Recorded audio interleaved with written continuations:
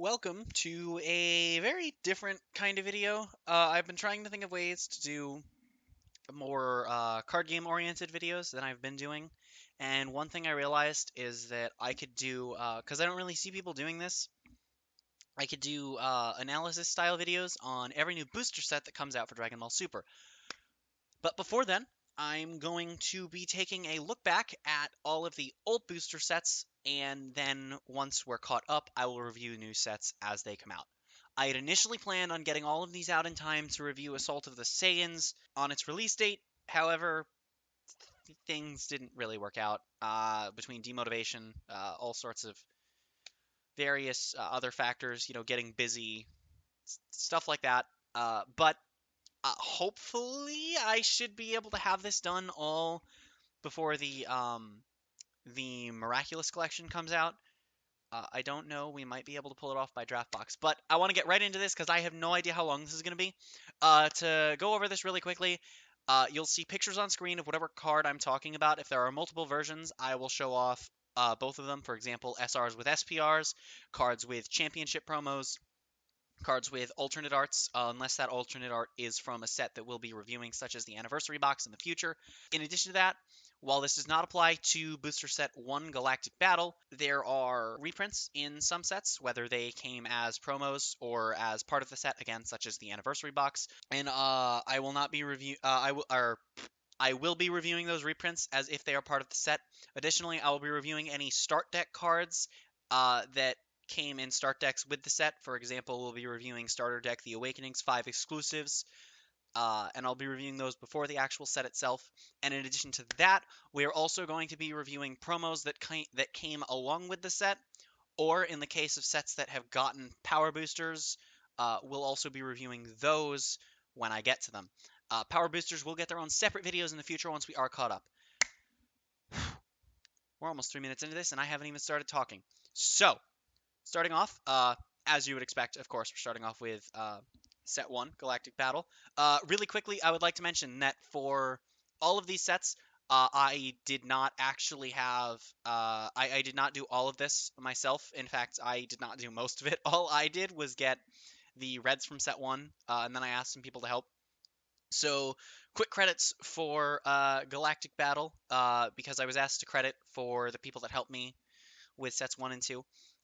So for Galactic Battle, I would like to credit Larvitar23 from the Dragon Ball Super card game. I believe it's the DBSCG subreddit Discord, I want to say. I don't know. I don't know. I'm pretty sure that's what it is, but I'm gonna be real. I have no clue. So, anyway, yeah, okay. So, starting things off, we have Super Saiyan God Son Goku slash Super Saiyan God Super Saiyan Son Goku, the Soul Striker. Now, this card says when this card attacks, choose up to one of your blue energy and switch to active mode. This card was a really solid leader for a very long time, even though he didn't actually plus on the front side until he awakens. His awaken is when your life is at 4 or less, draw 2. That is what every single awaken from sets 1 and 2 will be, in addition to every promo that came out, promo leader that came out prior to set 3, as far as I am aware. Once you've awakened him, he gains a permanent that, if you have 5 or more energy, he gains plus 5,000 power, only during your turn. So he becomes 20k. Again, this was a strong effect for a long time. And in addition, when he attacks, you draw a card and choose 2 of your blue energy and switch them to active mode. So he's just a more powerful version of his Awakened side, as most leaders tend to be. For a long time, as I said, this leader was a powerful card. Not like the best leader, but he was a really good leader for any mono blue deck or any deck that relied heavily on its blue energy. And the only reason he's really not played as much now is because he's gotten silver bullets recently, starting with Clash of Fates, that have just kind of made him harder to play. And if he were to ever come back, he would just kind of die. Moving on, though, next up, we have God Rush Son Goku. He is a 6 cost, 1 drop 10k combo. Son Goku. He can evolve over any Son Goku for 1 less energy, same specified cost as actually playing him. And he has 25,000 power and double strike, When you play him, choose all of your opponent's cards with blocker and return them to their hand. So this card was okay back in the day. I know back then a lot of people were running those 1 and 2 drop blockers that we'll start seeing as we review the cards in the main set. And Barrier wouldn't come into existence until set 3. Sorry about that cough there. But Barrier wouldn't come into existence until set 3. So for a little while, uh, his high energy cost was kind of off-put by being in blue, thanks to cards like Sensu Bean and cards that weren't in set 1. Additionally, objection cards we'll we'll get into later. Don't you worry about that. Is an overall pretty solid card. At this point, it's not really worth running in any particular deck. There are other better options, even in a dedicated set 1 Goku strat, which is being supported in the draft box, so that's nice. Next up, we have SS3 Sun Goku Maximum Energy. He is a 5 cost, 2 specified blue, with a 1 cost 10k combo, 20,000 power, and an evolve that is once again 1 energy cheaper with the same specified cost. Again, has double strike. However, this is what I believe to be the best finisher for the set 1 Goku strat, and I have had this opinion since set 1, and I don't think that really changes with anything that we've been gotten so far. This guy has double strike, and when a card evolves into him, not when you play him, you have to specifically evolve in him to get this skill. Uh, unlike the other one, so that's kind of a trade-off. But it's for 1 less energy. When a card evolves into him, he gains dual attack, which means he can swing twice, basically. And that basically means that if your opponent's at 4 life and you have a decent-sized hand, you can just start dropping combos, and they have to try and wall out 2 massive double strike attacks, or else they're in lethal range, like, permanently, as long as he sits on the board. Card's never really been amazing, but like I said, for this BT1 Goku strat, it has always been one of the better finishers that the deck has available to it. I guess that's all there really is to say to that. It's not that good of a card, but for the deck that it belongs in, it's definitely worth running at least 3 copies, in my opinion. Next up, we have Rapid Spirit Ball Sun Goku, a card that I believe was actually seen play in some yellow decks, interestingly, thanks to a card introduced in set 3 that is now banned that we will talk about when we get to set 3. But on its own, this card is pretty okay. It is a 3 cost, 1 specified cost, 0 cost 5k combo, 15k blue Goku, like all of the set 1. I think all of the cards that for this strategy, you can evolve into it for 1 less energy than you normal play it for, over a Sun Goku. When you play him, choose 1 of your energy and switch to active mode. It's a very powerful generic effect. The only issue is you're at minimum playing him for 3 energy, because you're either hard casting him, evolving him over a 1-drop, or playing him with a card from set 3, which already requires you to either play that for 3 or 4 to play him for free. So it's an okay enough effect. You basically get uh, uh, a 15k attacker for 1 less energy. So it's pretty okay. And if you evolve with him, it saves you an energy for the turn, which is nice. He's an okay card. I don't think he's really worth running in anything other than the dedicated Goku strat. But in that deck, he's a really solid early game play just to get bigger bodies on board. Although with all the new counterplays, I'd say nowadays he's a little less useful than he was back then. Next up, I should mention, I have a list of cards of note from this set, and this is the second card we've come across, the first being Soul Striker Goku. But Vegeta Prince of Speed is a card of note because back in the day, this was one of the best blue cards in the game, as far as I'm aware. Now he is a 5 cost, 3 specified blue Vegeta with 20,000 power and a 1 cost 10k combo, as anything with I believe energy cost of 4 or higher was back in set 1, 2, and possibly 3, with the exception of what, Tien. But when you play him, if you have 5 or more energy, draw 2 cards. He also has double strike and an evolve for 1 less energy than he has. So the reason he says 5 energy or more is because you can evolve him, and quite possibly we could get ways to cheese him out in the future. So yeah, But if you play him when you have 5 energy, he is just a hard +2, or a +1 if you're evolving him, I guess. And there's not really much more to say than that. He's a 20k double strike that you +2 on playing. It's an okay enough card. The energy cost is a little high by today's standards, but if you're playing set 1 format and you're including blue in your deck in any capacity, you'd better be including him, and probably an evolve target to make him just a little bit easier to get onto the board. Moving on, finally, to the cards in the set itself. All right, now starting things off, we have Champa / God of Destruction Champa. Uh, Now, what's interesting about Champa is that he is a card that would go on to inspire, at least I'm assuming that's what happened. His style on his front would go on to inspire a leader in set 3 that is to this day one of the strongest red leaders in the game. One of. Uh, but in any advantage-based meta, said leader is a very strong pick, and this is where the original style of that leader skill came from. So, on the front, I'm not going to go over Awakenings in this set from now on because they are all 4 life, draw 2 Awakens. On the front, he says, when your battle card attacks a leader card, if the attacking card has 15,000 or more power, draw 1 card. This was a really strong effect back then because you choose the order that your auto skills resolve in if they are at the same timing. So you had a lot of on-attack skills, one of which being a card that we'll be going over very shortly was one of the most powerful cards in the game, early game cards in the game for a long time. And so swinging for 15k was pretty easy back then, and it was a really good way to draw cards on the front.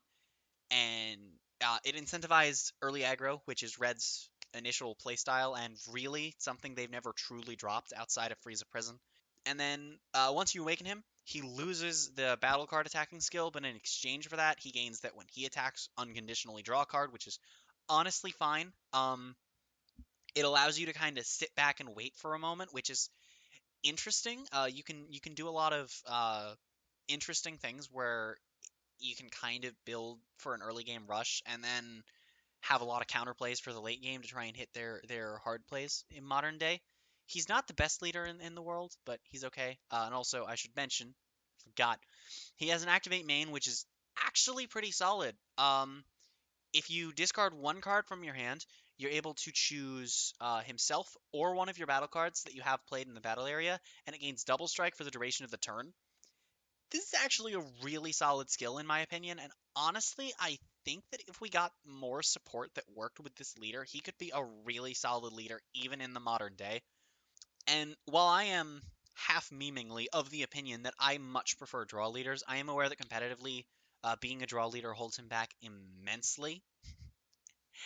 Uh, but aside from that, he has a lot going for him, and if he gets some support that really helps with the strategy surrounding him's high energy costs, or if we get a way to mix it with blue more fluid likely, then I think Champa could be a really strong rogue leader.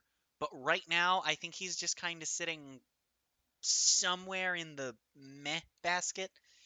Play him if you want a really fun deck, in my opinion, but if you're looking for competitive, this is not the leader you want, nor are most leaders from set 1.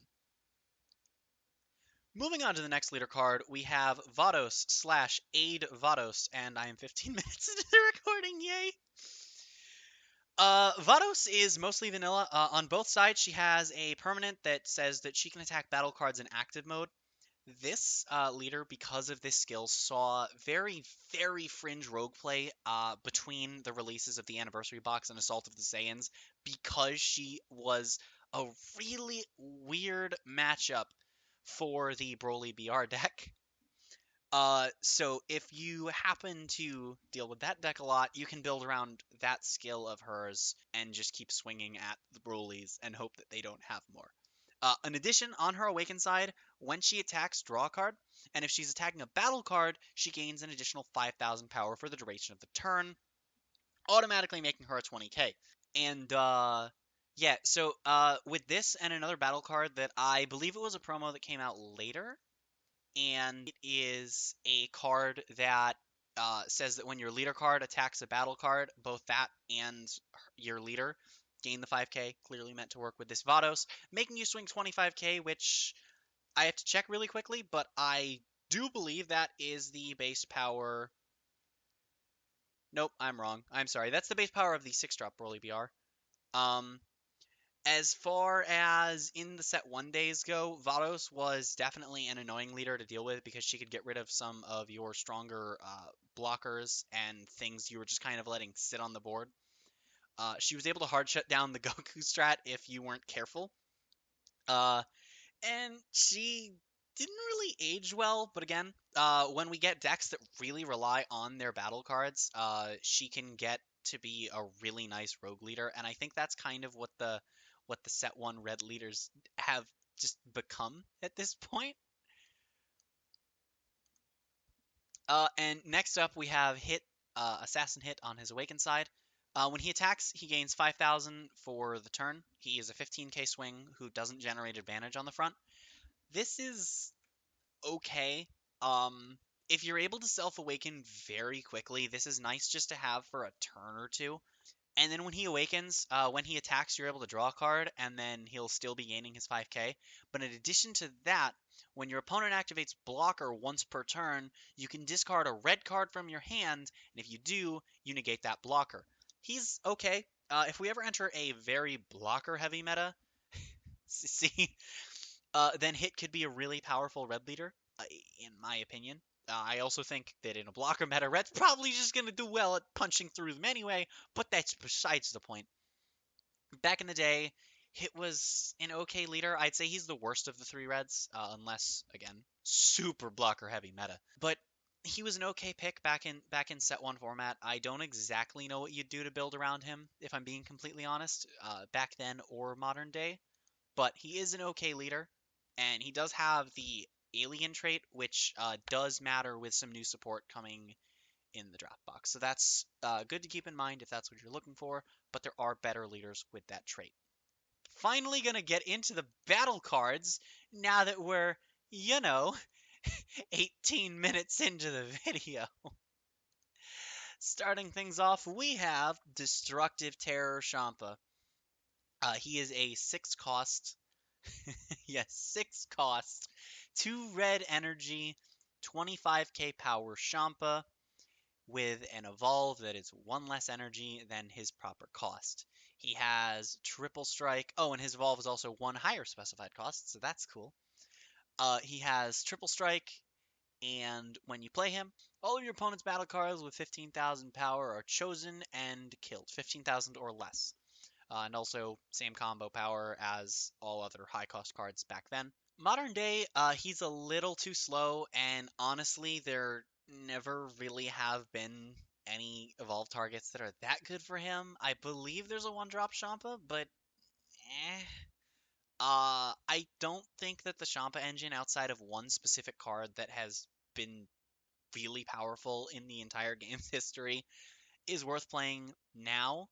Back then for Mono Red, I'd say he's an okay way to try and close out their game.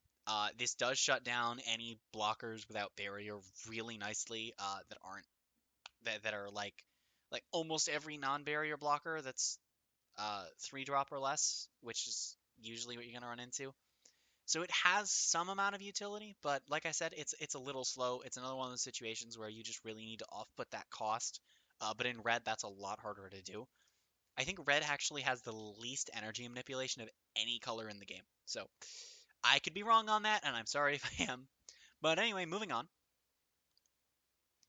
Next up, we have a card with 2 Judge promo printings. Now, this card has a higher combo cost than I think most 3-drops did back in the day.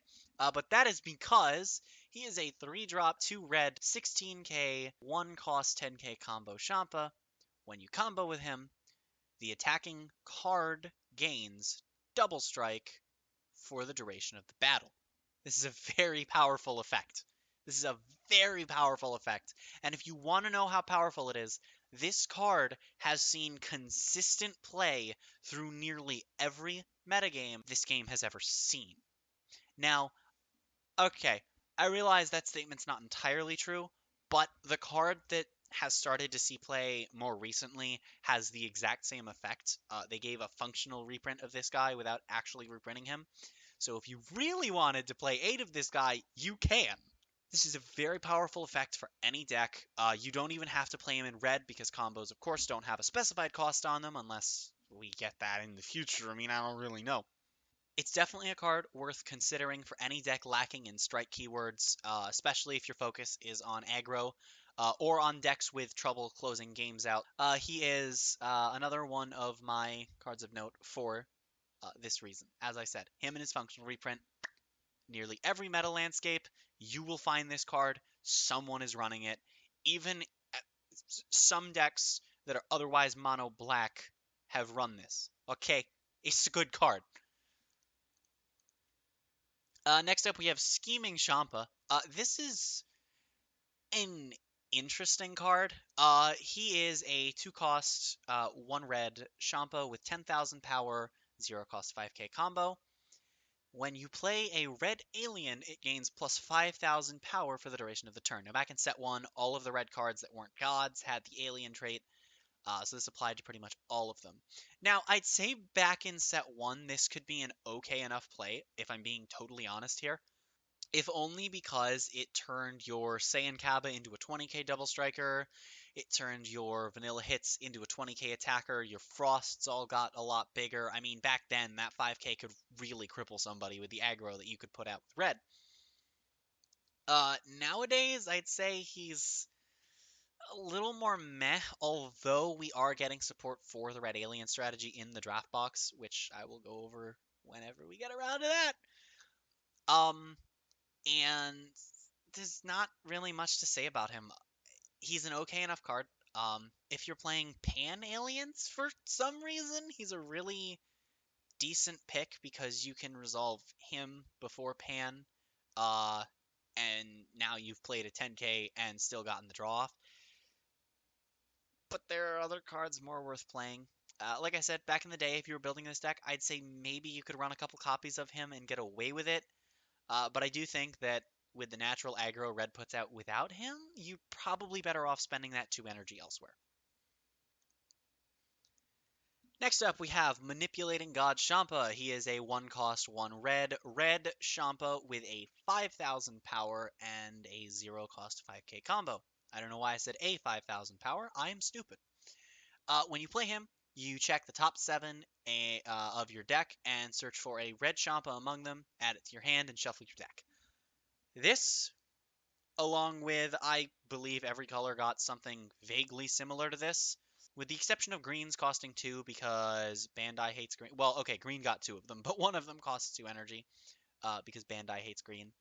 This, along with its equivalents in the other colors, is the start of a trend that nearly every single deck in the game has gotten in some form, be it a check top 3, check top 5, or check top 7. Some have gone so far as to get check top 10s that do more than just add a card.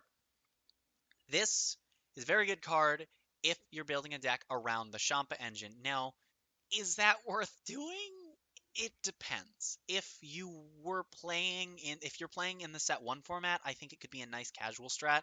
But if you're playing modern day, I don't think it's really worth doing. Although one thing to note, he can search Furthering Destruction Champa. So if you really wanted to find him, that's an option. In addition to that, by doing that and turning it into a 2 energy play, you now have a Saiyan Kaba that doesn't need to take a life, which can be nice in the late game. Spicy play, not really worth doing, but hey, it has applications. Overall, I think it's a solid card if we get better Champa support in the future, but right now I think it's just kind of there if you have extra deck slots and want to find your Furthering Destructions. Next up, we have Bewitching God Vados. She is a 5-cost, 2 red 20k Vados with a 1-cost 10k combo and the dual attack keyword. She has the auto skill. When she attacks, look at up to 3 cards from the top of your deck. Choose up to 1 alien, no color requirement, which matters, with power 15,000 or less. Play it and shuffle your deck. Now, this skill has numerous targets in this set and in other sets, and it's a really, really good card. Bear in mind, that's not once per turn, and she has dual attack, meaning if she swings and she doesn't get taken off the board while swinging, you're going to be resolving this skill twice. And even if she does get taken off the board while the second swing is going, you've still gotten to resolve the skill twice. It's a powerful effect, but she's a 5-drop, and her power is barely too high to not be able to cheat her out with anything that I am aware of off the top of my head. Overall, I think back in set 1 format, she had a lot of really nice applications. If a game went on too long, she was a very punishing card that allowed you to just poop anything you wanted onto the board. Modern day, I think she could be okay if we started seeing ways to reduce the costs of these Vados cards, and that's kind of the trend that you'll notice with Vados cards, not just in this set, because there aren't really any in this set. There are just a few, but also Vados cards in the future. Is that we just need slightly lower costs and they're playable because they're all so good in the late game, but something's better. Even back then, I think that at that point you were better off playing Lightning Fast Hit, which we haven't gotten to, or going for um, the Raging Kaba play or the SR Shampa play.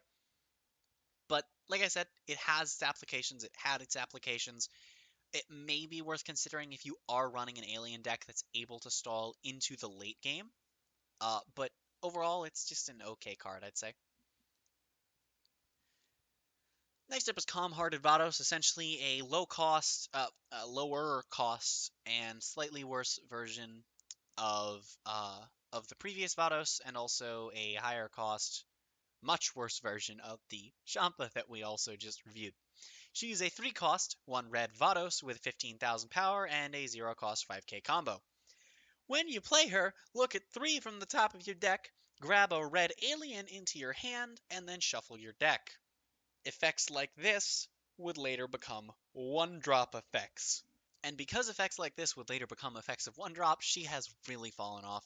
Once again, it's one of those cards that I think would be really, really solid if we had a way to lower her cost.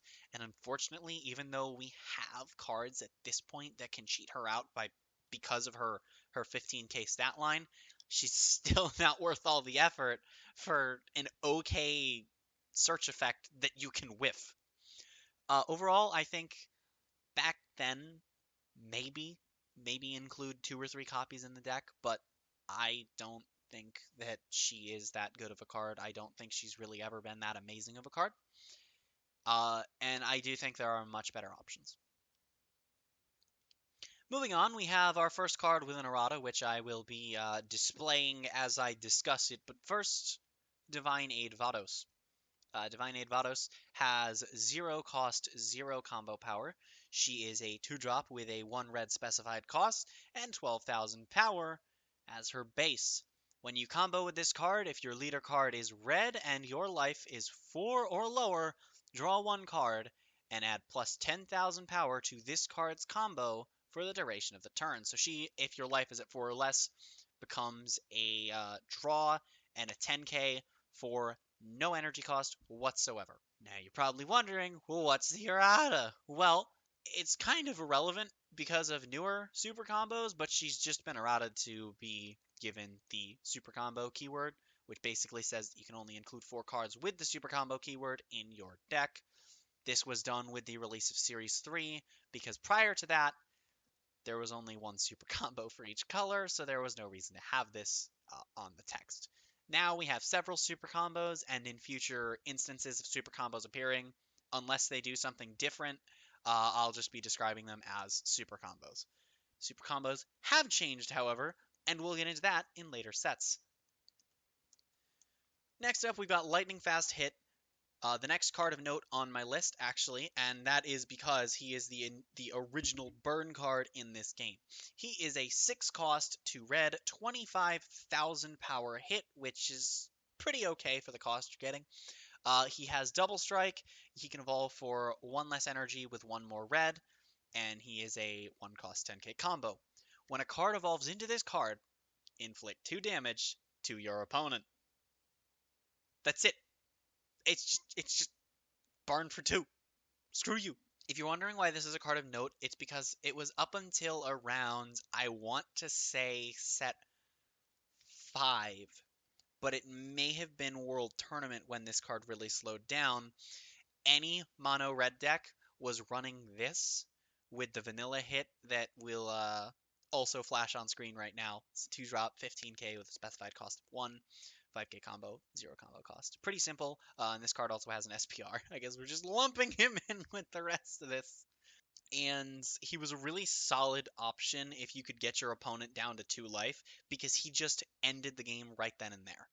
But unfortunately, surviving to turn 5 kind of got harder with the release of set 4 is when it got really hard to do for non-dedicated stall decks. And obviously, you can't both be a stall deck and an aggro deck that pushes them to 2 in time while also stall. It's like you're trying to play mill aggro. You don't do that, okay? It doesn't work. But overall, uh, in any like slow-ish meta, this card is a very deadly pick for red, and if you're ever against mono red and they have hit on board, do not sit at 2 life. You are taking a huge risk. Some lists that are running for Seeing Hit and the vanilla hit, for Seeing Hit's not in this set, it's a later card. Even nowadays, run 1 to 2 copies of Lightning Fast Hit, and he even got direct support in the anniversary box. So there are a lot more options to cheese him out, and I do think he's a really solid card for the red alien strategy. One of the best finishers for any deck in the game. The only issue is actually getting to a point where he will be a useful finisher. However, even if he is not killing with that burn 2, he still has double strike, meaning if you play him at 4, he can still be extremely lethal to swing with. Overall, I think this is a really powerful card, but again, much like many of these older cards, the cost is a little high. But in this case, I think it's pretty justified. Moving on, I am actually going to review these 2 cards backwards, and then I'll kind of have them on screen at the same time. So first off, we have Saiyan Kava, which for a long time was considered one of the best cards in the game. If you played red in any capacity, you were running Saiyan Kava, and that is because while Self-Awakening back in set 1 was not necessarily as impactful as it is now, obviously Awakening Faster has always been what you want to do. So Kava's helped, and as Self-Awakening skills became more prevalent, Kava only got better, and you're probably wondering why that is. Well, uh, I apologize. I skipped his stat line. He's a 1 cost, 1 red, 5k with 0 cost 5k for combo. So when he attacks, as you can see on your screen, you choose 1 card from your life and add it to your hands. If you do that, he gains 10,000 power and double strike for the duration of the turn, which matters for a really stupid strategy that I'll go over in my set 5 review. Because, God, that's so stupid and kind of fun. So basically, it's just really powerful. You get 1 life closer to Awakening, and you also get a 1 cost 15k double striker, which is really cheap for what it is. This would go on to inspire both Red to get a slightly different version of him, and also the other colors to get similar versions of this card, some of which they realized, hold up, Self-Awakening is really powerful. Why don't we not give them keywords?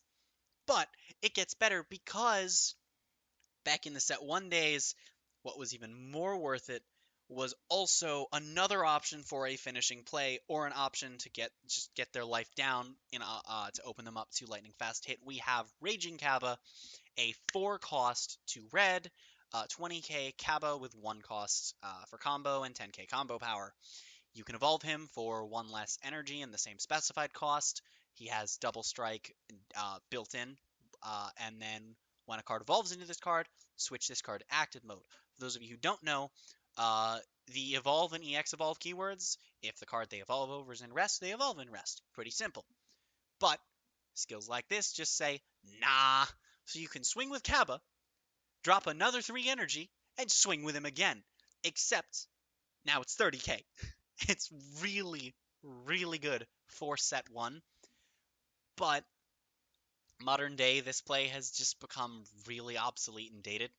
It's honestly not even so much that it costs too much for what it is. I'd say 4 energy for what this is powerful, but you can do more impactful things, and with the rush of counterplays that have come in and specific negate cards that have come in and just decks drawing a lot more, it's not as powerful as it once was. But overall, I do think that both of these cards are powerful in their own respective situations. Saiyan Kappa even seeing play in certain red decks to this day, although right now in the current meta, damaging yourself can be an issue for some decks and certain matchups. So Saiyan Kappa is not seeing as much play right now from what I've seen, but I also don't regularly check tops. It's just kind of something I check like a couple times a month. So I kind of should start keeping up with that as I do these. But yeah, so moving on. Next up, we have the first card in the set ID order of the Frost engine, and that is Terror Assault Frost. 4 cost for 2 red, 15k Frost. It's a little low for being a 4 drop, but you can evolve him for same specified cost, 1 less energy. He has built-in Double Strike, and this is another card of note because when this card attacks a battle card, you can KO that card at the end of the battle no matter what. So even if it survives, you bop it. And you know what that means? It's another spicy addition to the anti-Broly Vados deck. And in addition to that, while this doesn't work against the Broly deck, this is the whole reason that this card is worth noting. In addition to that effect, if your opponent's leader card has 10,000 power or less, you can inflict a damage to your opponent. If they are unawakened, or if they are playing either of the Hercule leaders, I believe, I want to say the green one only has 10k when he's awakened. No, I'm sorry. The green one only has 5k when he's awakened. uh, yeah. So there's Bobbity, Chilled, the Hercule leaders, and I think that's it that he really impacts right now. But he can still also, in addition to that, deal devastating blows with just that one damage to unawakened leaders. It can throw off entire game plans. And that's why this card is of note, because for a small period of time in the meta, it was being used as just a way to get some cheap damage in against decks that wanted to play slow. Honestly, I'd say if you're playing the Alien strategy and you're running the Frost engine, it's a good card to play. You know why? Because you can murder Mill's face off. Next up, we have one of the not as good cards in the Frost engine. It is Unceasing Evolution Frost.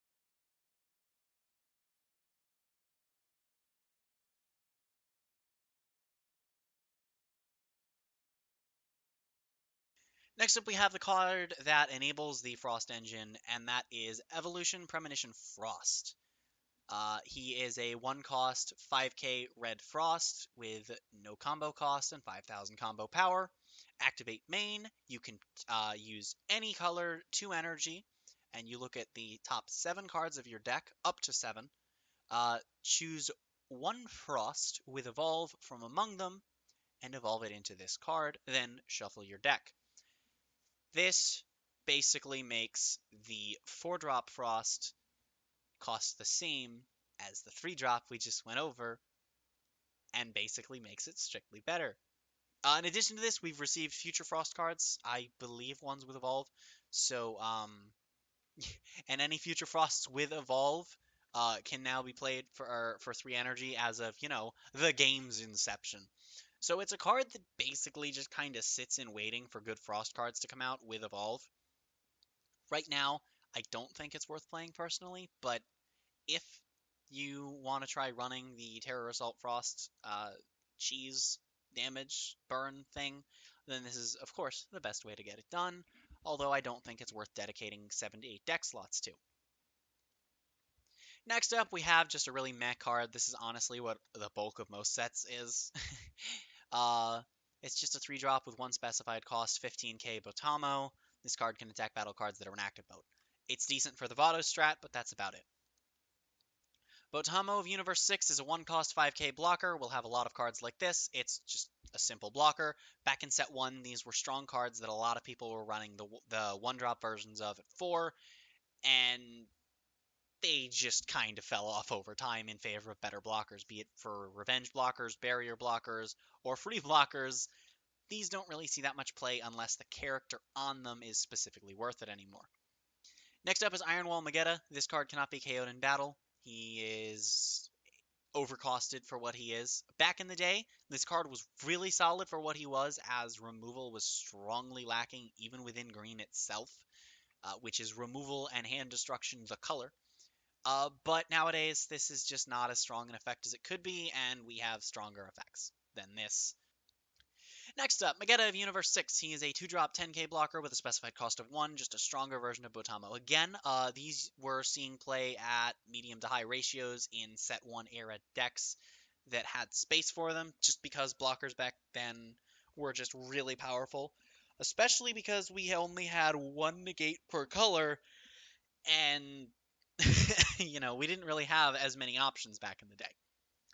Next up, Universe 6 Supreme Kai, 4 cost 2 red, 1 cost 10k combo, 20,000 power, double strike, and when you play this card, choose up to 1 Supreme Kai's attendant from your deck and play it, then shuffle it.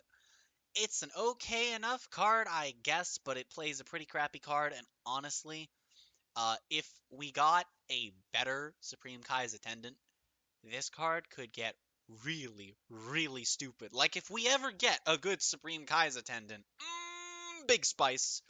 But even back in the day, this card didn't really see that much play because it had to contend with the likes of the Kaba duo, Lightning Fast Hit, the Champa bits. It just wasn't worth it. And of course, the thing he can summon, complete garbage. Moving on next.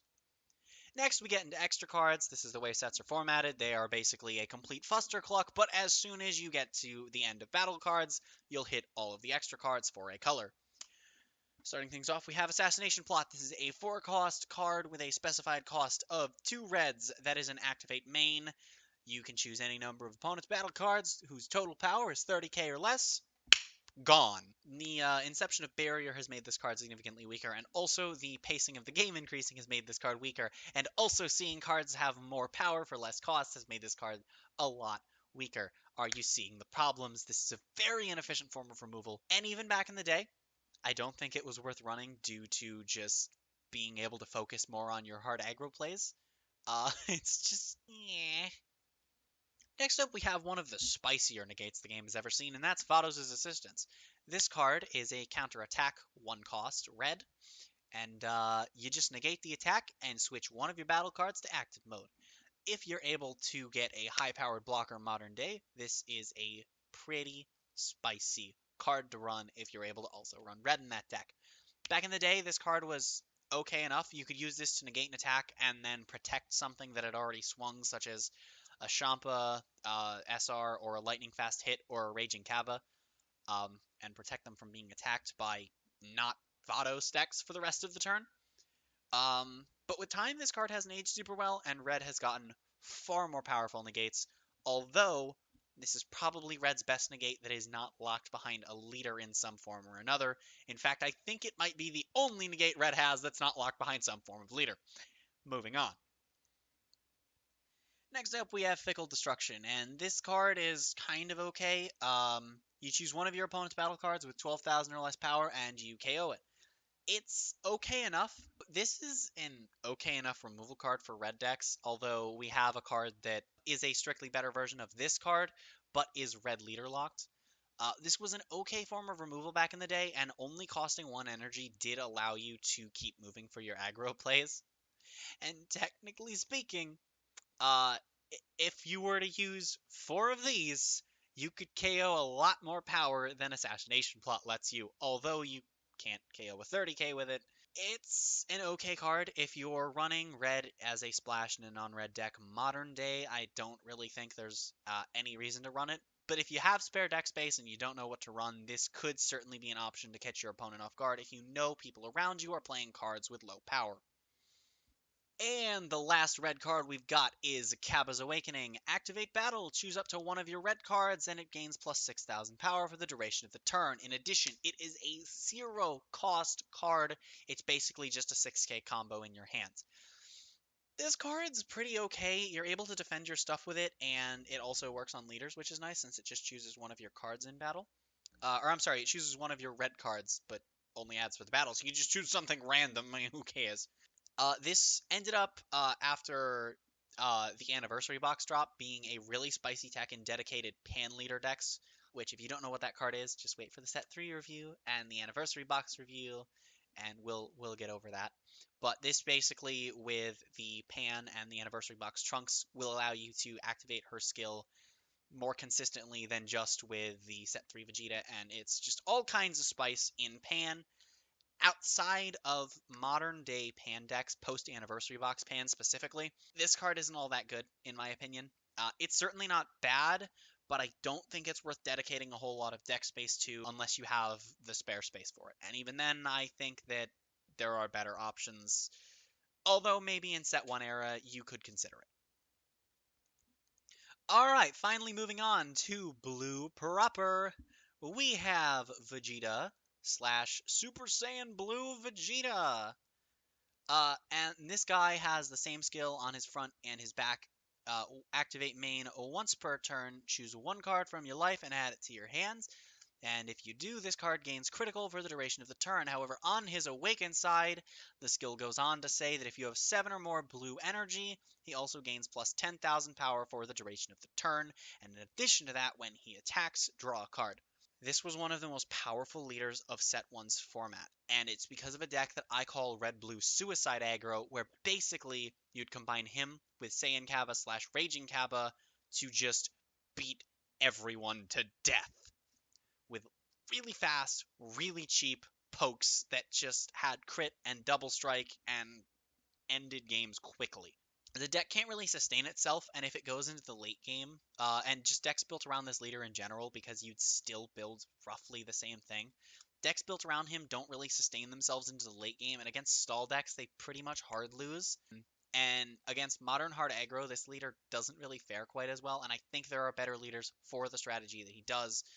Uh, but if you're playing set 1 format, this is probably the most powerful standalone leader. If not, it would be one of the yellow ones. Although that's not to say that uh, it's uncontestable as far as his deck goes. But overall, a very strong leader that honestly still has some fringe uses today. And if we see support for this style of strategy, I do think this card could come back as an okay leader. Although again, he's held back by drawing instead of energy as a competitive leader. Next up is actually one of my personal favorite leaders in the game, and that is Beerus, or Beerus God of Destruction on his Awakened side. When he attacks, if you have three or more energy, choose up to one of your opponent's battle cards with an energy cost of 2 or less and kill it. It got worse over time thanks to the inception of Barrier, and also is extremely slow. On his Awakened side, when he attacks, you draw a card, your energy doesn't matter, and he just does the same KO skill. In addition to that, however, he also can tap 16 energy as an activate main to Exodia the opponent. I'm sorry, to Hakai the opponent. Now,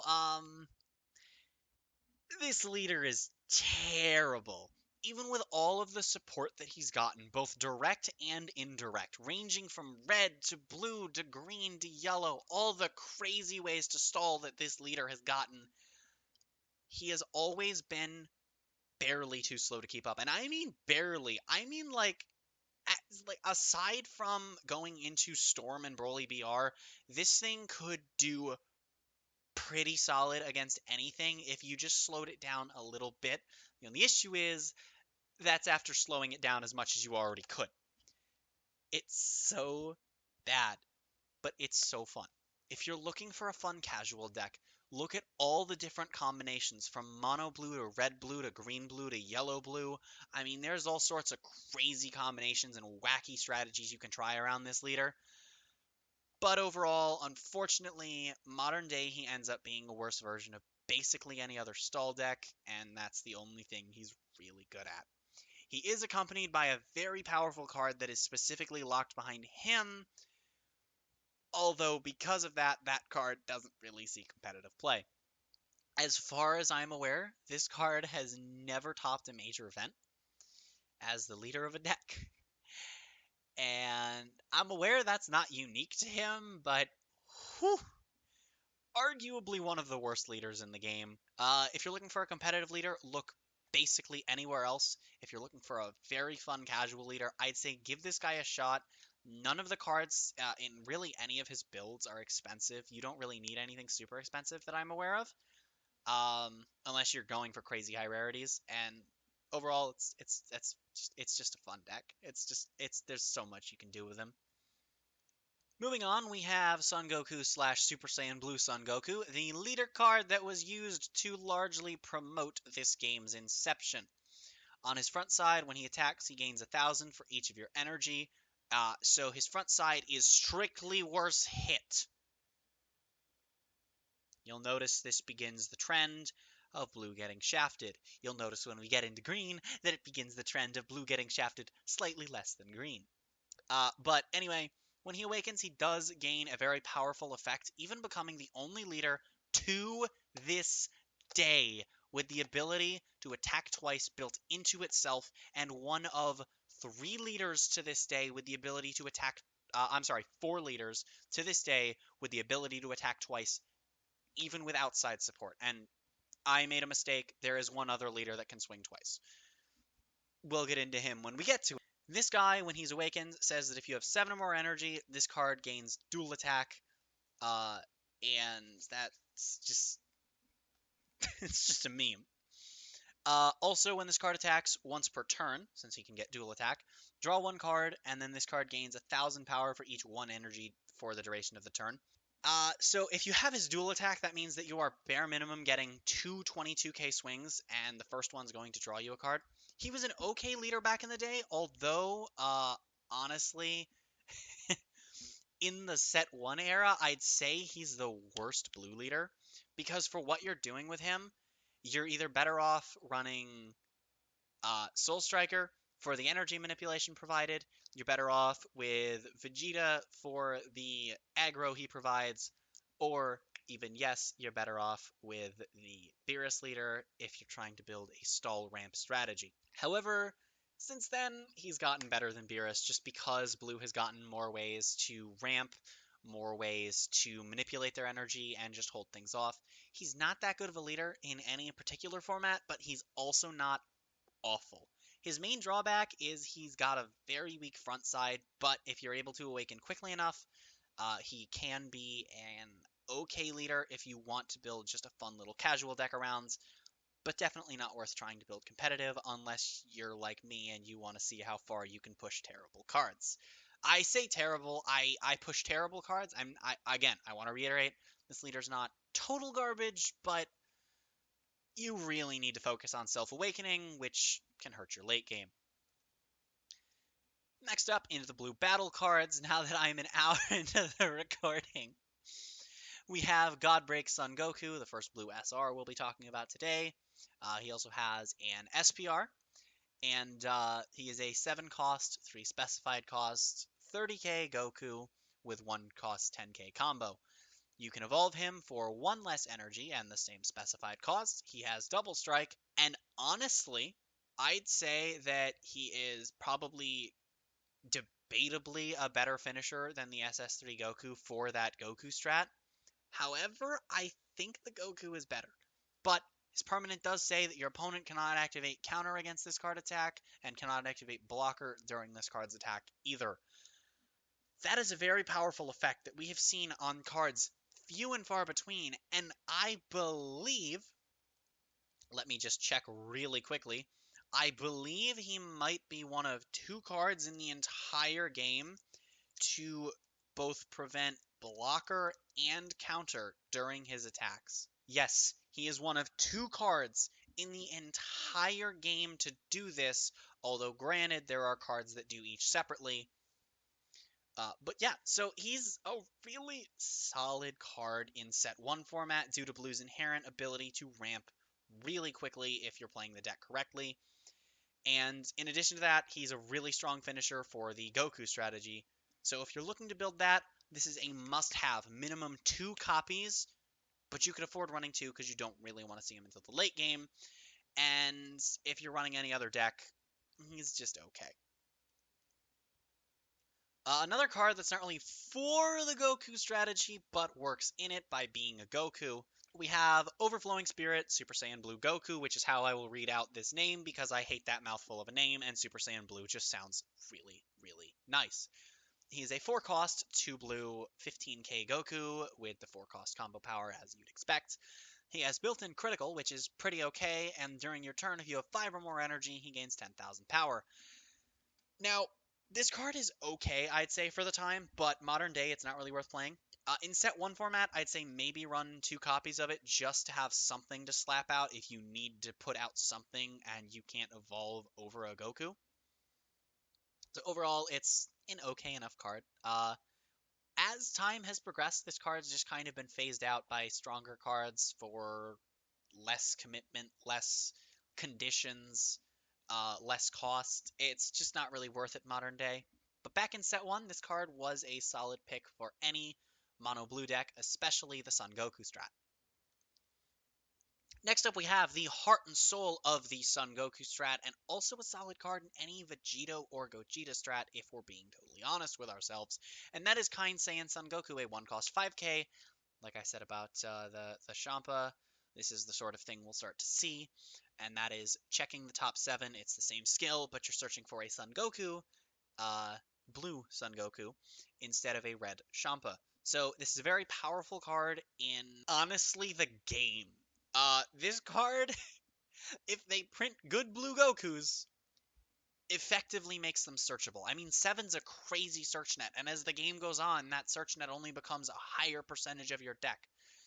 And the reason this is the Heart and Soul of the Goku strat is because, of course, you can search out, you know, Overflowing Spirit if you need him, God Break if you need him, SS3 if you need him, Super Saiyan God if you need him at the time. I mean, it's all sorts of craziness. And it's only going to get more powerful as we get more Goku cards in blue, and it's not going to remain powerful strictly in the Goku strat. It's a very powerful card if you're running strong Gokus, and I cannot stress enough how powerful this card can be in the right deck. However, most of the decks it's used in are at best mid-end tier 2. So but I mean, it's Goku, and anything that is generic Goku support, you keep your eyes on. Now, I'm not saying that it's worth buying the card out, but if you do not have a playset of this card, pick it up. I mean, and if you want to try the Goku strat, I will probably do a deck profile on that at some point, because I love the deck. Next up, we have Mighty Striker Son Gohan. He's actually an okay card for what he is. He is a blue 4-cost, 1 specified cost of blue, 25k double striker with the standard high cost combo power.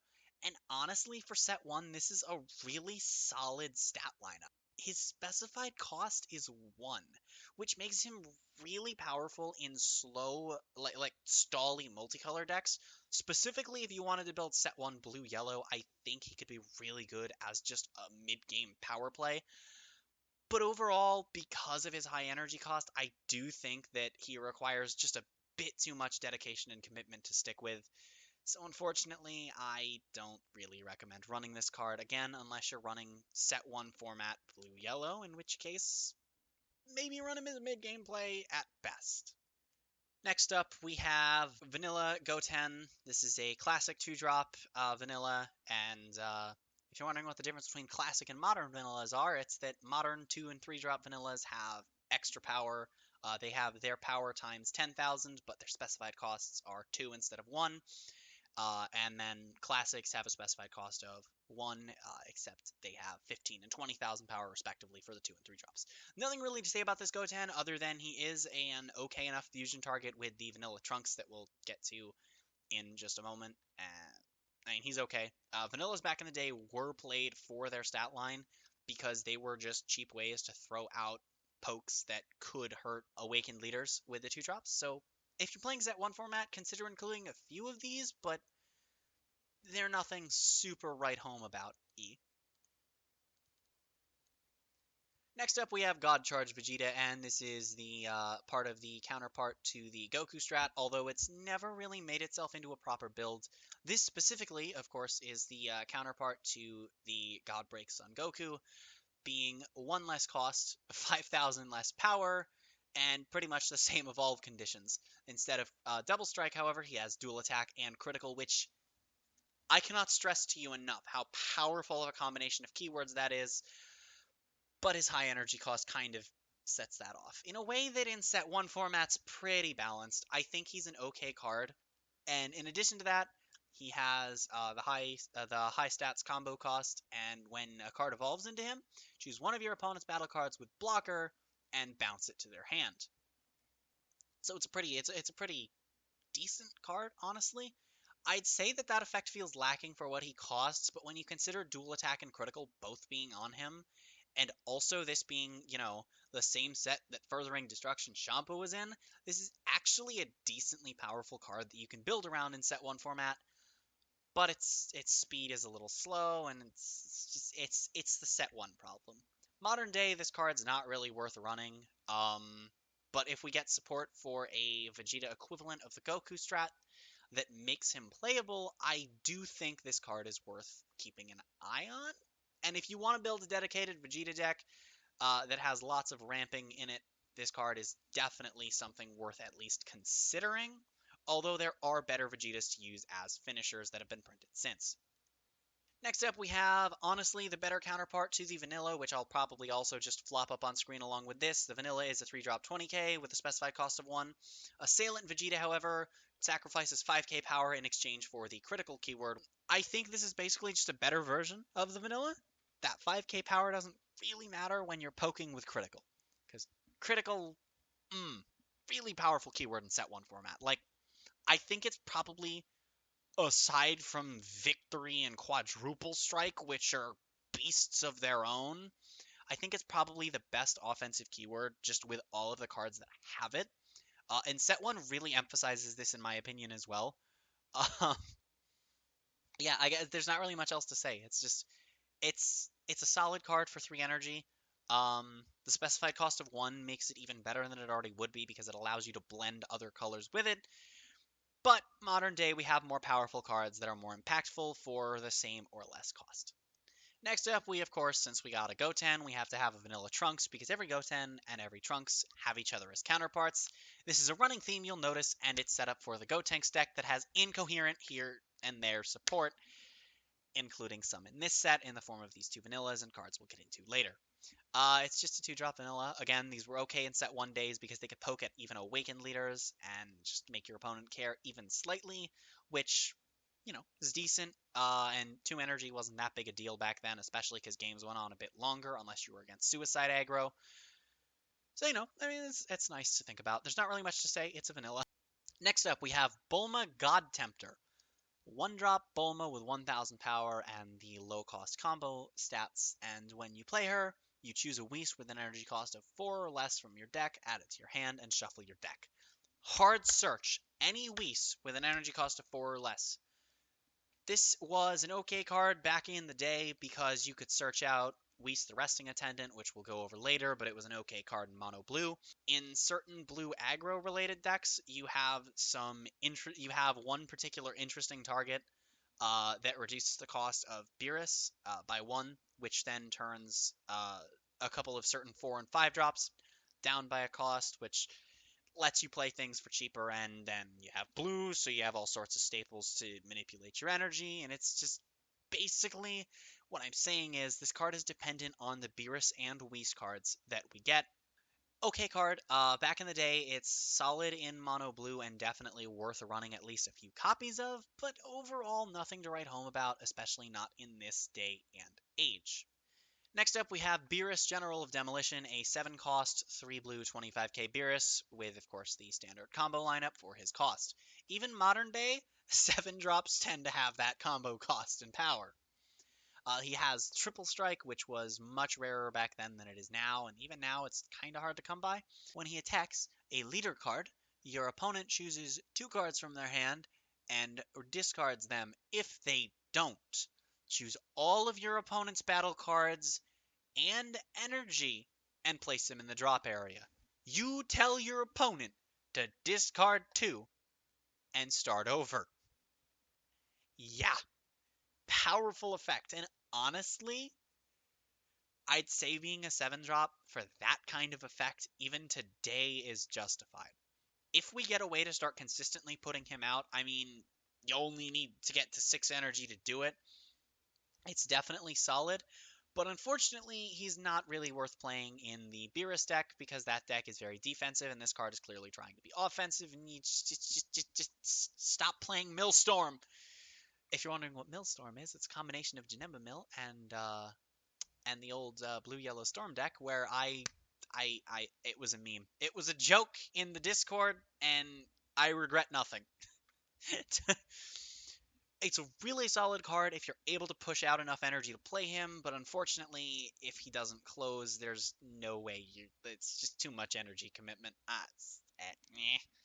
Back in set 1 format, this was certainly worth considering as an option at perhaps 2 to 3 copies, but there were better finishers in the form of the Goku and Vegeta engines. Next up, we have Energy Boost Beerus, another Beerus with the same combo power, 4 cost with 2 specified blue, 20,000 power, and double strike, and when you play him, if you have 5 or more energy, choose up to one of your opponent's battle cards and KO that card. It's a strong effect. It is stopped by nothing in set 1 format. It just says, hello friend, nice card you have, die thank. However, with the inception of Barrier and Indestructible, you can just tell him no. However, any bigger threats tend to have deflect over barrier / indestructible, so this card can do some decent things. And with the Whis that can reduce his cost to 3, he's okay. Not really worth running modern day, but back in set 1 format, he's certainly worth considering as an option for it. Next up, we have Whis, Judge of the Gods. Realistically, one of the most powerful cards in the game, if not for its restriction. Now, this card is a 12 energy card with a specified cost of 6 blue, and it has 40,000 power, quadruple strike, and a permanent skill that its attack and skill cannot be negated. One thing to note is that its attack not being able to be negated does not prevent counters or blockers from being activated. Things such as Blocker, Mafuba, Hero's Mafuba, and Afterimage technique can all still be activated against him to stop his attack. Additionally, when you play this card, if your leader card is Beerus, after your turn ends, take another turn. I wasn't kidding when I said that aside from that restriction, this is one of the most powerful cards in the game. This card, in my opinion, is arguably better than Victory Strike Goku, if we ignore that restriction. The issue being the only Beerus leader we have is absolute garbage. However, usually Whis Judge of the Gods does set you up in dedicated Beerus decks to be able to win the turn you play him, thanks to his extra turn. If your opponent gets to 12 energy with Beerus, you've probably lost. However, because it's only good in Beerus, it's like 2 out of 10 stars. It's terrible. But if we ever get a good Beerus leader, and Blue gets the ramping tools to consistently hit this thing, you'd better watch out, because this card can be powerful.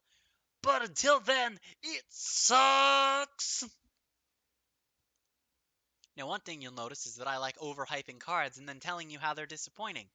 Whis, the Resting Attendant, is a really strong card because when you play him, you add 1 card from your energy to the top of your deck. It's not a minus, you just do it. You know what the problem is? He's a 4-drop with only 10,000 power. Excuse me? Excuse me? Even in set 1 format, this card was meh, but you ran him because Blue wanted to ramp and hit as much energy as possible, and even if you tap out with him, you don't truly tap out to play that energy. So, I mean, who cares, right?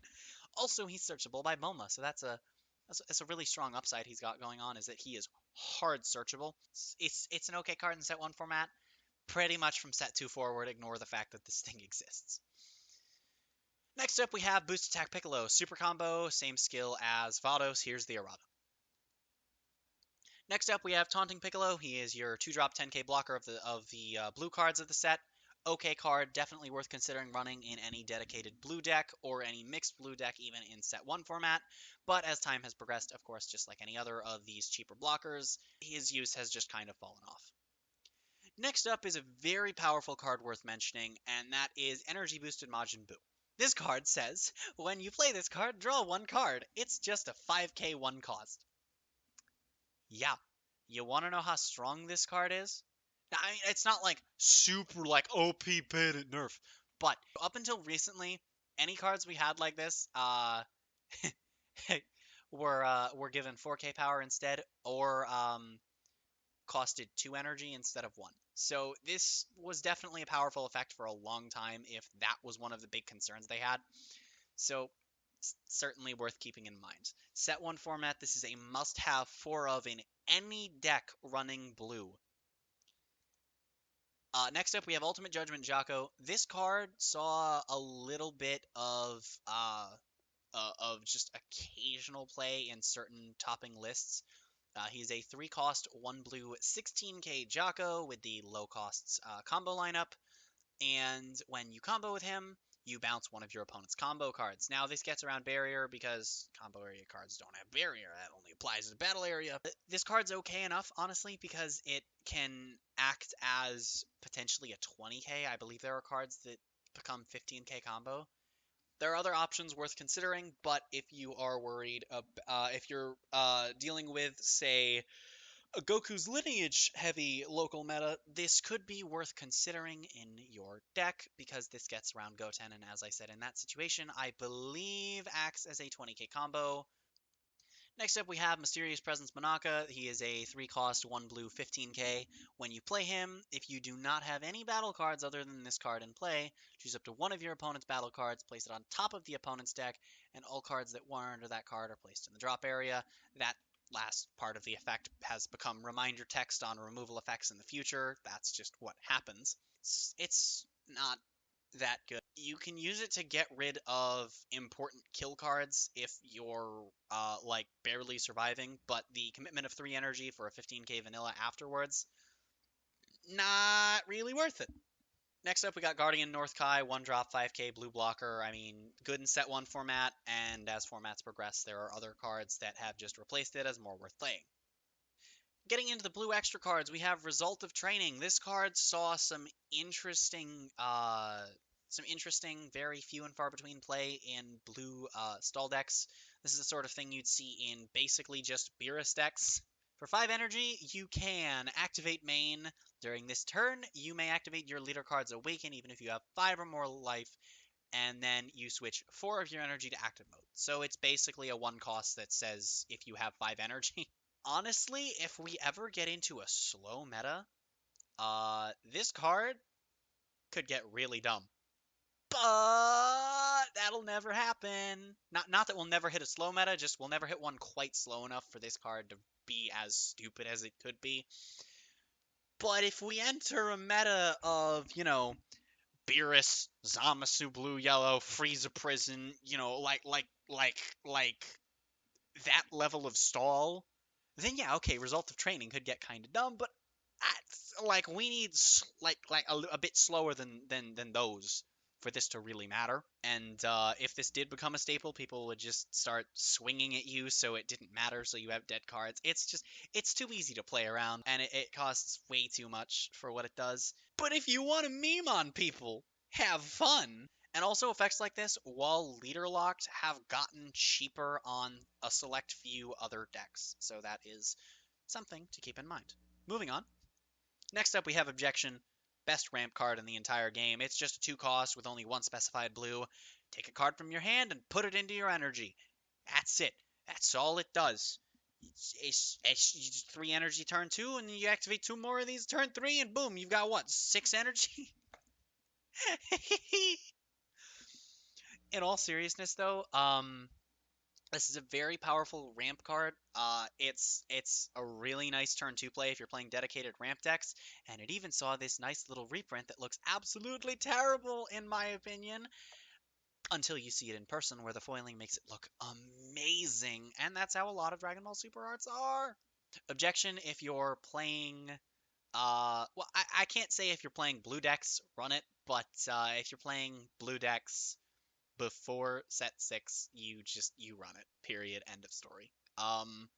Set 1, it is a staple 4 of. Sensu Bean, the card that as of set 7 is no longer a 4-of staple in every single deck that ever runs blue. Not in a literal sense, there have been blue decks in the past that don't run 4 copies of it, but basically 99% of the time, if you played blue in your deck, you played 4 Sensu Bean. Set 1 format's no different. This is one of the best cards in the game, but it has gotten hit with some silver bullets in the form of certain cards that stop its effect from working, cards that stop you from basically using it as an offensive card for a turn until you can get them off the board. I mean, it's still a really good card, and works as a defensive option. I haven't even read the effect out. It is an activate battle, which means you activate it during your combo step, but it doesn't actually combo. Choose one of your cards, and it gains 5,000 power for the duration of the turn, not just the battle. And then after that, you choose up to 2 of your energy of any color and switch them back to active mode. And this only costs you 1 blue energy to activate, meaning that even in multicolored decks, you use that blue energy and then open up your non-blue energy for your negates that you're running, and it just gets really dumb. Uh, Nowadays, it's become less impactful as time has progressed, but it is certainly worth looking at least once, considering it every time you're looking into a blue deck, so that's worth note. Next up, we have Encouraging Presence Monaka, and this card is an activate main that says your leader card gains double strike for the duration of the turn, and then you draw 1 card. It's not even that bad, honestly. The reason I'd say it's not really worth playing nowadays is there's just better things to do with that 1 energy, but in set 1 format, especially in Vegeta Suicide aggro, this card could be extremely impactful, especially if you weren't seeing enough pieces to start rush down on the opponent. You now had a double strike crit leader that said, hey, nice, you're dead now. So, it's decent. It also works well with the Goku leader because now you have, as I like to call it, DADS, which stands for Dual Attack Double Strike. It's DADS. Overall, it's an okay card. Um, there's not really much to say about it. It's never really been a major staple, but it's also okay. Next up, we have Whis' Coercion. This is a 1-cost blue counter attack. Negate the attack, then choose up to one of your energy, and switch it to active mode. It's a really powerful negate. Debatably one of the best negates in the game because it is completely generic aside from that specified cost of 1, and you can restand non-blue energy just like Sensu Bean. If you're playing a blue leader, this card did go on to get a strictly better version of itself in set 5, but if you're not playing a blue leader, and you are running blue in your deck, this is still one of the more powerful negates you're capable of running.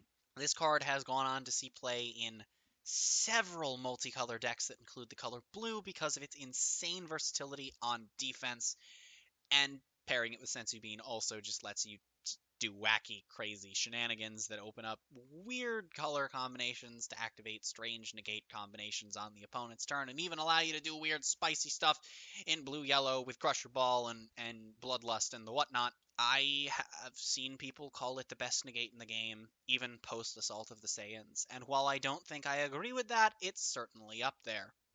This is a really awkward leader card to talk about, and that is Son Goku slash Super Saiyan God Son Goku. He just has double strike on the front. On the back, he has double strike, and when he attacks, you draw a card. That's it. That's all there is to this leader. This card was absolute meme tier garbage, and I would say was the single worst leader in the game until the release of Theme Booster 2 World Martial Arts Tournament, where a card was released that I will not talk about for too long because it's not in this set. Where a card was released that functioned as, I call them super attack cards. I don't believe set 1 got any of these, but it was a super attack card that gave your leader card critical in addition to a power boost, making you have double strike crit on your leader for 1 energy, and you were swinging, what was it, 20-25 or 25-30 or whatever it was. Still a meme, but because of that card, it's not the worst leader in the game anymore, but it's still pretty low down there. But modern day, it's better than Beerus. Back then, Beerus actually had some leaders that outdid for quite a while. Uh, you can do a lot of really weird, spicy things around it, just based around its double strike. But overall, it's not really worth running unless you're just looking for a really stupid deck to have a lot of fun with. There's nothing else to say. It's just double strike. It's just embodiment of double strike. Next up, we have the leader to my personal favorite deck in this entire game. It's Broly the Legendary Super Saiyan, and on both sides, he cannot attack battle cards at all. At all. Basically, I hate you if you play Universe 9. Please stop. When he attacks, both players choose one card from their hand and place them in the drop area. This effect has been offset by plenty of things that have been printed since. It's still kind of blech that you have to play cards to get around it, but modern green effects have never really truly gotten away from this issue of not really being able to hard minus your opponent without external support. But it's decent. It's decent enough ish. In set one format, it's definitely a playable leader though.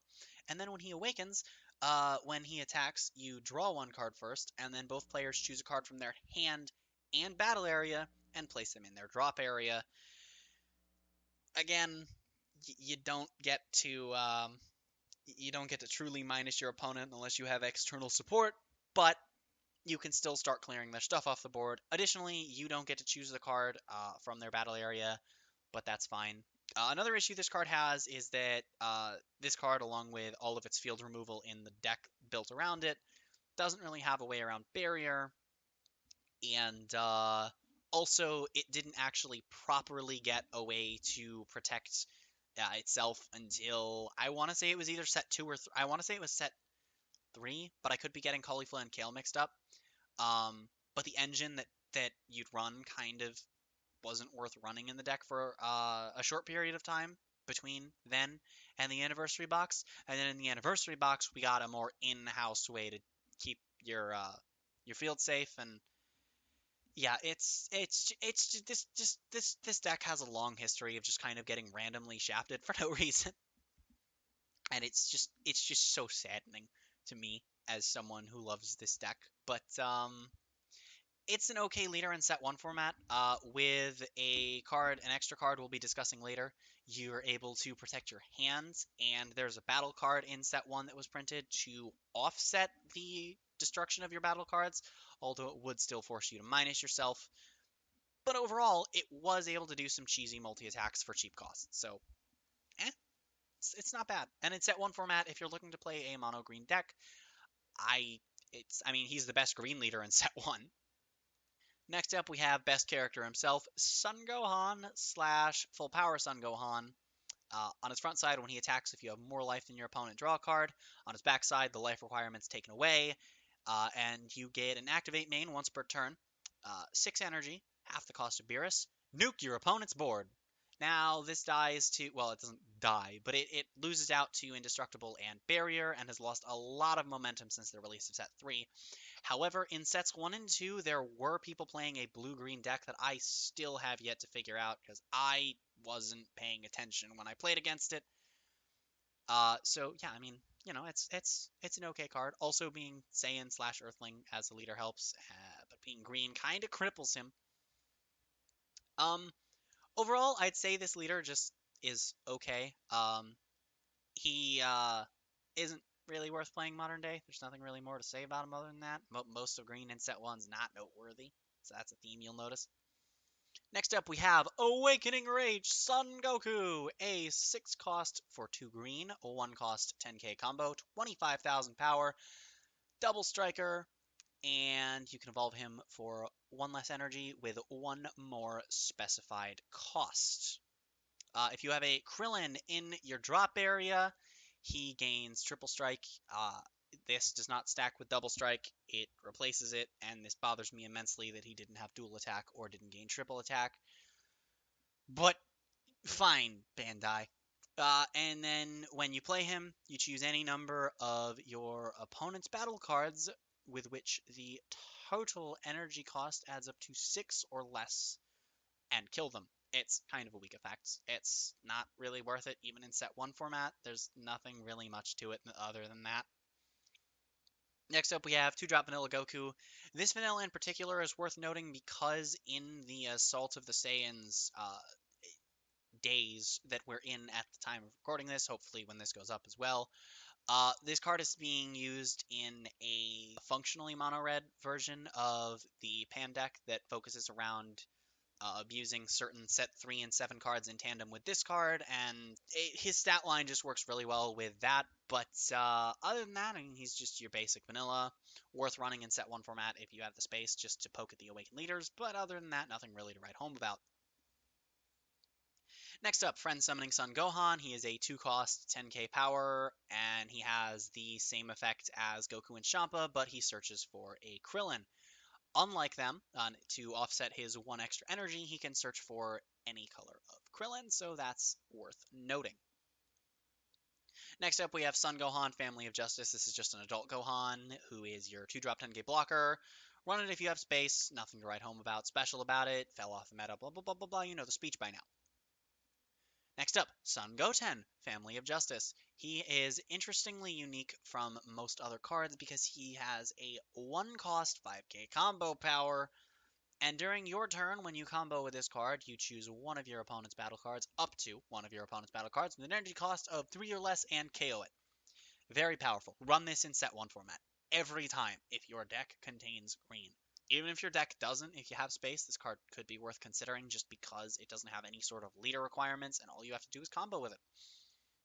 Playing him's never worth it, so his power and costs are kind of irrelevant, though. He's only really a last-ditch swing at best if you are doing that. Next up, we have Raging Attacker Vegeta. This is a 4-cost 2-green 20k with 1-drop 10k combo. He has Double Strike. He functions as a counter attack. He does not negate the attack, but you do play the card from your hand. And when you play him, choose one of your opponent's battle cards with an energy cost of 4 or less and KO it.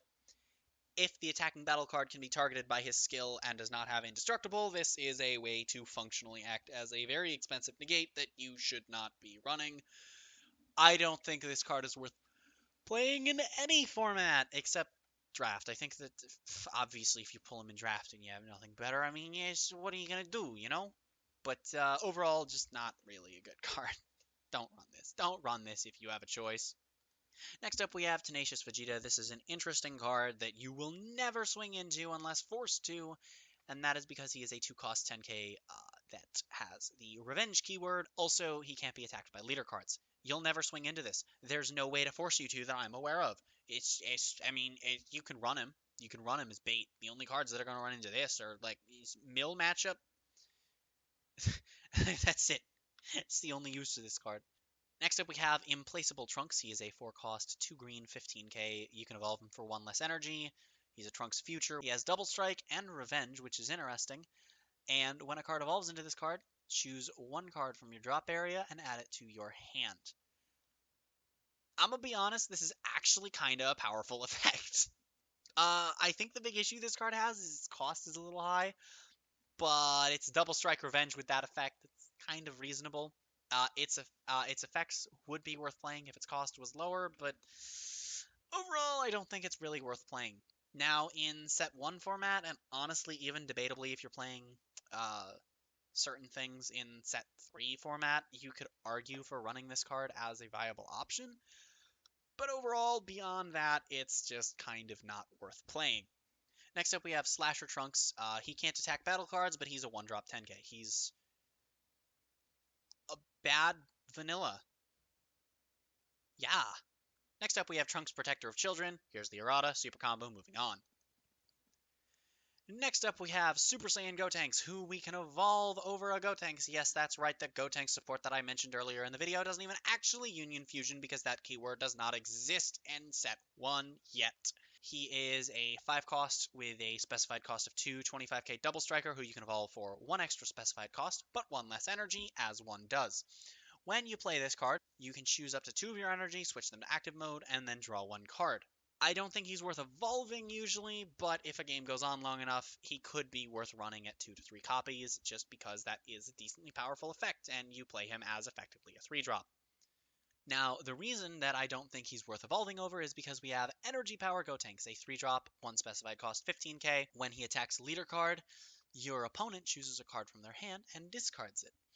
This card was a staple in any hand control deck for quite a long time into the game lifespan until we started just getting better options, be them for draw power or hand removal. And in set 1 format, this is just a 4 of an any Broly deck. I mean, you just don't turn that down. Next up, we got Human Shield Krillin, 1-drop blocker, you know the drill. Next up, we have Broly the Rampaging Horror, who received an SPR form, and to this day is one of the better cards for the Broly strategy, and also just shows off why this deck is crippling itself with its really high energy costs and need to tap out every turn. And tapping out has gotten more dangerous with time, and this deck tapped out so much it was dangerous in the set 1 days. Okay, that's what you need to understand. It got kind of stupid, kind of quick. And this card is a 6-drop with a specified cost of 4. You can evolve it for 1 less energy and the same specified cost. It has 30,000 power and double strike, and when you play this card through evolve or not, you choose 2 cards from your opponent's hand and force them to discard. You don't get to look at the cards, but you do get to choose them, which means that if your opponent isn't shuffling their hand and you happen to know what's where, you can hit their cards that you want them to hit. Lesson, folks, is shuffle your hand, especially if your opponent knows anything in it. Next up, we have Rampaging Lifeform Bio Broly. He's the same thing, but for 1 less energy and 1 less specified on the evolve, 2 less specified to hardcast. You don't choose the cards with him, but it doesn't really matter all that much. Especially modern day, we've gotten some supports that reduce the cost of evolutions, and with this card taking that extra energy off the board, it's just so much more useful than the other one. And the 6 energy cost doesn't matter with any of the cards that care about it, only 7, which didn't happen until set 7. So, yeah. Speaking of 6-drop Broly's not worth playing, Rampaging Super Saiyan Broly is a 6-drop to green 30k with the high cost combo and the triple strike keyword and nothing else.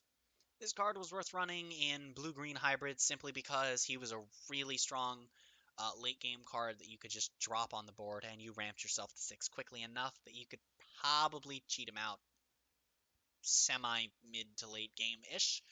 So worth considering in blue-green, not so much in mono-green. Next up, we got Broly Dawn of the Rampage. This card is debatably worth running in set 7 Broly, and that is because he's just the Champa, Goku, Gohan, but he searches for Brolys, green Brolys, of course, so you can't search the red ones, but that doesn't really matter, because that just stops you from searching counter reversal. He also can't search Broly BRs, for those of you wondering, that's not how character names work. Staple Vorov in mono green Broly, and worth at least considering depending on the variant of red green Broly you're running. Paragus, Controller of Monsters, is a 2-cost, 1 green 10k with the low cost combo stats, of course, and when you play him, you can discard a card to add Broly's Ring from your deck to your hand, and that's it. Nope, I'm sorry, it activates it. I'm stupid. But either way, we've gotten better ways of doing this, and by better ways, I mean a better way of doing this in set 7, finally. Although this card hasn't really been worth running in a long time, just other cards make it not worth the space, especially now that he's just been hard replaced. But in set 1, this card is certainly worth considering running at least a few copies of, as he allows you to run less copies of Ring if you want to run him, and then once you've seen Ring, he's just easy 5k combos or 10k bodies if you really need them. Overall, good in set 1 format, okay in set 2, and his use slowly fades until set 7, where you don't run him. Moving on to Overflowing Bio Warrior Army. He is a 2-cost for 2 green 15k, which is kind of weak stats for what he is, but then when you read his skill, you understand. He says that when he is placed in the drop area from the battle area, if your leader card is Broly, it does not have to be by his skill. You may place 1 card from your hand in the drop area, and if you do, you play this card. So basically, you can have him on board and then choose him from your leader. And to offset losing the battle card, you can discard a card, usually going to be extra Broly's rings that you don't want to have to play. And then you play this. In addition, he plays in active mode, meaning it does also enable extra attacks every time you do this. So, staple 4 of in early days Broly decks, and just really powerful for the little pokes overall, but fallen off with time, especially as we've gotten ways to just protect our battle area in the Broly deck, and of course, Broly just kind of hard died after set 1 with what little momentum it had in set 1. Next up, we have actually our next card of note that we've run into, and one of two in the entire green color, and that's King Vegeta's Surprise Attack. Now, I formulated this list back when this card had not received the ruling that it had, but then Revenge received an update on its text, but people don't pay attention to it. Anyway, so this card is a 1-drop green card that says activate battle, choose up to one of your opponent's battle card. Your opponent's battle cards, yes, the best card. No, it says choose up to one of your battle cards and it gains 10,000 power and Revenge for the duration of the turn. Now, this card didn't really see a whole lot of play up until it did, I guess is the best way to explain it. Basically, people just kind of started running it in. It was either the Clash of Fates or the Set 6 meta that people started running it in. And then they updated its text. They updated its, or not its text. They updated its ruling to say that because of when the card acquires Revenge, it doesn't actually apply. But then they updated the Revenge text to say that Revenge would apply in that scenario, but people aren't running it anymore because by the time they updated that, it had already fallen out of relevance. That said, there is some use to teching this into your deck in certain scenarios, so it is worth keeping an eye on if you have some, but it's not really worth going out of your way to include in the deck. Next up, we have Full Power Energy. This card has received 2 Judge promos. It's a 1-cost counterattack, negate the attack for green, and then you choose one of your opponent's 1 or less cost battle cards and KO it. This card has seen play in basically every deck running green as a splash color or as a split focus color, and is actually a very powerful card despite only being able to kill 1-drops, so it's pretty okay. Next up is a card that apparently the Image decided that it doesn't want to exist anymore, and that is Broly's Ring. So here's the errata that it got. Basically, they screwed up the text, but this is a 1-cost field card. Your hand is not affected by your leader card Broly's skill. Not only is this a very big positive for the green Broly, it's a huge negative for the black and red Broly leaders because they can't activate their cards that require you to discard as cost. Good job, Bandai. Black Broly leader is garbage, but that's a discussion for another time. Uh, this card is absolutely amazing, certainly a must-have 4 of in modern Broly decks, and depending on how many of Paragus you want to run, it could be anywhere from a 2 to 4 of in set 1 format Broly decks, up to you. And closing out green, we have Family Kamehameha. This is it's an okay card. You just pop something with an energy cost of 2 or less as an activate main. It's certainly not the worst form of removal set 1 had. It's better than Assassination Plot. But, it's just okay removal from the early days. As time has gone on, we've gotten much better forms of removal. So, its use has certainly fallen off, and it's definitely not worth running. But in set 1 format, if your deck has green and open space, it is certainly another card worth considering. Next up, we're moving on to yellow. We have Frieza / Ultimate Form Golden Frieza, and I've been recording for almost 2 hours, so I want to wrap this up. Frieza has basically the same effect on the front and the back that says activate main once per turn, choose one of your Frieza's Army battle cards, and place it in the drop area. You choose one of your energy and switch to active mode, then draw 1. If you're awakened, you choose 2 of your energy, switch them to active and draw 1. And then also, when he attacks, you draw a card if he's awakened. Now, this leader has seen on and off rogue play for various reasons with various versions of the Frieza's Army deck because this is a powerful effect, even by today's standards. The only issue is that you kind of have to be able to consistently play low-cost cards, and his finisher options are meh. In set 1 format, it's certainly worth considering, but over the Ginyu leader we'll discuss momentarily, he's not as good in set 1 format in particular. Next up, we have Frieza the Galactic Emperor. On his front side, he says at the end of your turn, choose up to one of your battle cards, switch to active mode. Once you've awakened him, he chooses two at the end of the turn and draws one when he attacks. Back in set 1 format, this card was absolute garbage, but has gone on to become one of the better leaders in the game. So, I mean, I say one of the better leaders. It's more so that just cards have worked with him. Next up, we have Captain Ginyu, the only realistic contender with the Vegeta leader for the strongest leader in set 1. You can flip over one face down card in your life once per turn on his unawakened side, and if the flipped card is Ginyu Force but not Ginyu, you play it without paying its energy cost. If it's anything else, you add it to your hand. On his awakened side, you can take a life and add it to your hand.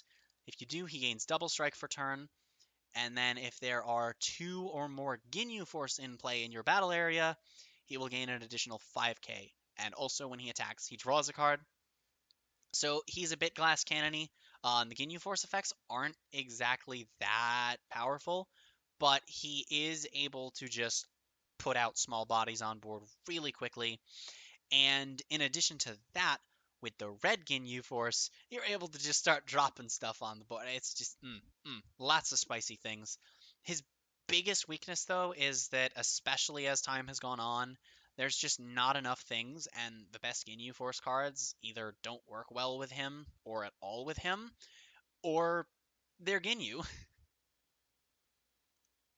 Next up, we have Golden Frieza, Resurrected Terror. He took the SPR slot for yellow, and he is a 7 cost with a specified cost of 3. Interestingly, his evolve cost actually takes away a specified cost from him, and plays, of course, as you'd expect, for 1 less energy. He's the triple striker of the color, and when a card evolves into him, place all rest mode battle cards except for this card in the drop area, then choose all active mode battle cards except this card and switch them to rest mode. It's a very powerful effect, and in set 1 yellow, it's certainly worth running for sure. We got ways to cheese this out later on, but modern day, he's kind of fallen off. It's just another one of those progressive things. It's natural with power creep. But, I mean, set 1, it's worth playing if you're playing mono yellow and you're running low cost freezes, but it's not great, it's not horrible. There's not much, it's average, I suppose. Next up, we have Full Power Frieza, another triple striker, this time with blocker, interestingly. And yeah, he has a 6 cost, 2 yellow energy cost with 25,000 power. And when you activate this card's blocker, you can switch this card to active mode after the battle. Now, if you really want to meme on somebody in set 1 format, hear me out, play yellow-red. Because yellow stalls, and then with red, you get Vados' assistance. So you can block with this big 25k blocker. And if you want a turbo meme, you can tech green and blue in. I know, 4 colors stupidly inconsistent, but hear me out. You can tech in all 4 colors, so you have objection to ramp to get to this play quicker. You'll have Bean to keep your energy going. You'll have Vados' assistance to keep restanding Frieza. And you'll have King Vegeta's surprise attack to slap revenge on it. It's terrible. It's probably super inconsistent. I literally thought of that on the spot, but it would probably be very funny, and you could probably make somebody rage quit. That's a nice board of pokes. Sure would be a shame if no. It's terrible. It's a terrible card. It's a terrible card. The best you can get it out for is like within reason. The best you're getting it out for is 5 energy, but that requires an additional 4 energy commitment. It's terrible. It's bad. Don't run this, please. Next up, we've got Frieza Hellish Terror. He is a 4-drop with a 2 specified yellow cost. Evolve him for 1 less energy. He has 15,000 power and double strike. And when a card evolves into this card, choose all of your opponent's cards with blocker and switch them to rest mode. So basically, if you haven't noticed yet, the theme of set 1 is every color takes the blockers and says, I do my gimmick on you. And yeah, so that's all there really is to it. He is a decent enough card for clearing out blockers, but overall he's pretty underwhelming even by set 1 standards. Next up, we have Avenging Frieza. Now, this is the first of the trait-style Champa clones that we'll go on to see. These only check the top 3, but they check for a certain trait. In this case, it checks for Frieza's army uh, of any color, which, in multicolor Frieza's army decks has gone on to mean quite a bit, actually. And in addition, the super combo from this yellow, as you would imagine, is Frieza's army, because that's the theme of yellow. In this set, I mean. So this has been a really good card in Frieza's army decks, especially ones that are running yellow. Obviously, ones that are running yellow. Mecha Frieza, the Returning Terror, is a 4-cost 15k with dual attack and a specified cost of 2. And when you play him, you can discard a card, and if you do so, choose 2 of your opponent's rest mode battle cards and kill them. Then this card gains double strike for the duration of the turn. This was a very powerful effect back in set 1 because of Yellow's natural ability to slow the game down. And on top of that, if you wanted to mix colors, you could also offset the cost being 4 with cards like Sensu Bean, and it's just, the big spice. So this actually maintained itself as a really good yellow card, and to this day sees play as a strong mid to late game card, um, thanks to its ability to give itself dads. King Cold, Father of the Emperor. Same stat lineup, but he has 1 higher specified cost. He has Double Strike and Revenge. And also he has counter battle card attack. Play this card from your hand, and the attack target becomes himself. Also, when you play this card, you choose 1 of your opponent's battle cards and switch it to rest mode. If this thing costed like 2 energy, it would be great. I wouldn't say great, but it would be good. It would be playable. It would be solid. It's garbage, even in set 1 format. Sorbet the Loyal Commander is a 1-drop 1k blocker, and he says activate battle once per turn.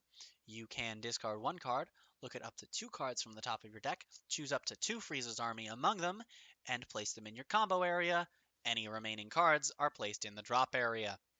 This card was a very powerful effect for Mono Yellow in the first set format because of how easily you were able to consistently hit 2 cards, even sometimes being super combos or cards that would normally cost 1 energy to combo with, and very rarely would you lose anything of relevance.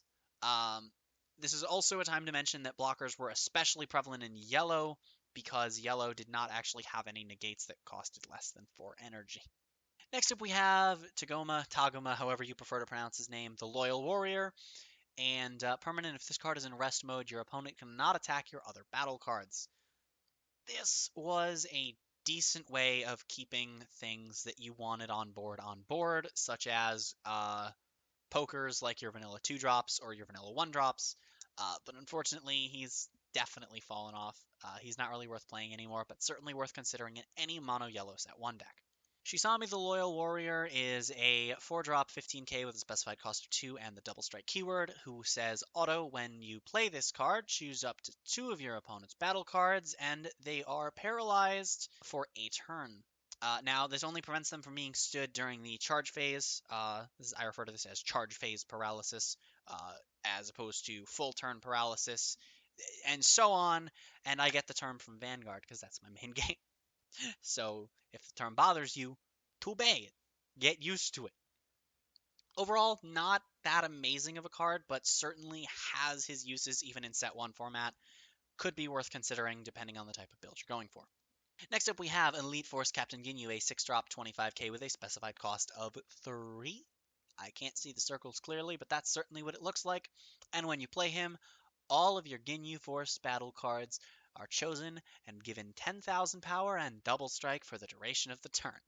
If he wasn't a 6-drop, he'd still be good today, but in set 1 format, he was a really good way to turn your board of small poker Ginyu Force cards into a board of lethal killing machines.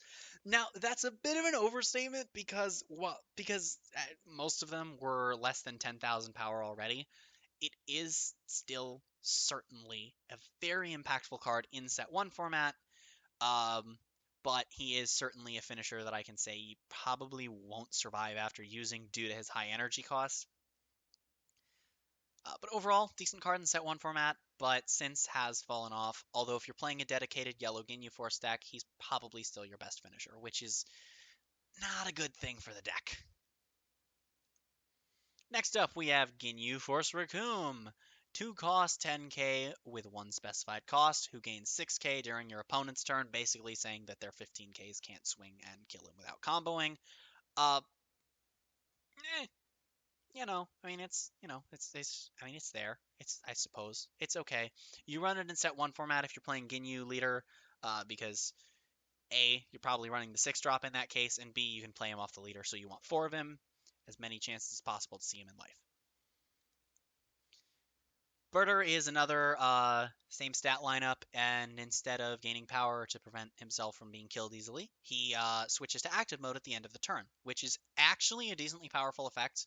Um, but on its own, it's not really that good. Again, you run 4 of it in Mono Yellow Ginyu Force, even modern day, because you need to see those Ginyu Forces in life as much as possible, and also you want to see as many as possible when they go and gain 10k in Double Strike. Next up, we have same stat lineup, but 3 cost instead of 2, and this is Jace being a blocker. And when you play this card from your hand, why? Look at up to 3 cards from the top of your deck, choose up to 1 Ginyu Force other than Ginyu among them and play it, then shuffle your deck. It's definitely a solid effect and one of the stronger Ginyu Force effects that we have in set 1 format, and even modern day, it's one of the better Ginyu Force cards. The issue being he's a 3-drop 10k blocker, and that's just not worth it usually. But, I mean, set 1 format, you run him, not just because Ginyu Force. Next up is Ginyu Force Guldo. He is actually only a 2k, but he's a 1-drop blocker, and when you play him from anywhere, if your leader card is Frieza's Army, choose up to one of your opponent's battle cards with an energy cost of 2 or less, and switch it to rest mode. Doesn't paralyze it, doesn't kill it, but it can certainly get blockers off the board as long as they don't have barrier. Definitely an okay enough card, much better than Birder and Raccoon, but not as good as Jace. Dodoria, super combo, yay! Zarbon, the Emperor's Attendant. This is another card on my list of note. Ginyu Force and Avenging Frieza also were on there. I failed to mention that. Oops.